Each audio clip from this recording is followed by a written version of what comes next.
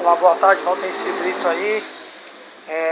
Uma solução de um problema aí, suspensão do prisma aí, ó. A borracha estourou, ó. Começou a fazer barulho. Olha lá, eu coloquei um cavalete lá.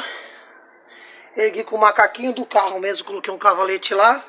E outro aqui, ó. Os cavaletes eu peguei na oficina do meu time emprestado, mas eu vou providenciar uns pra mim aí, que eu não tenho. Aí, ó, ergui um lado do carro com o macaco.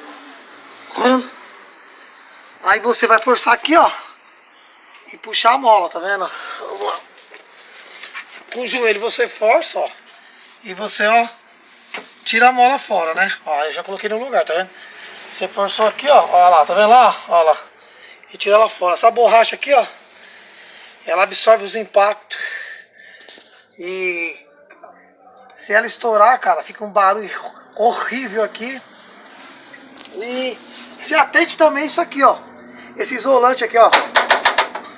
Eu vou ver como que eu vou estar prendendo ele também. Que não era ele também, né? Era uma das causas.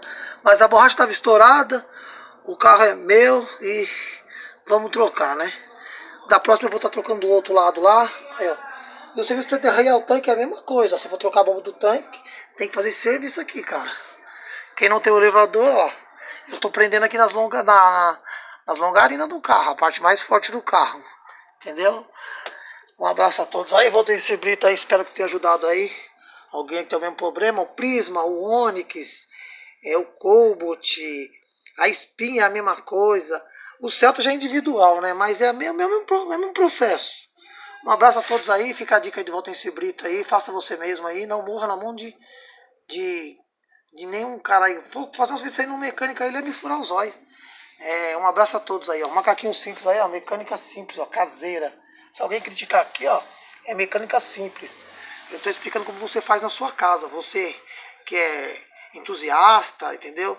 E a gente faz aí, fica da mesma qualidade. Um abraço a todos, Valtenci Brito. Fica com Deus aí, pessoal.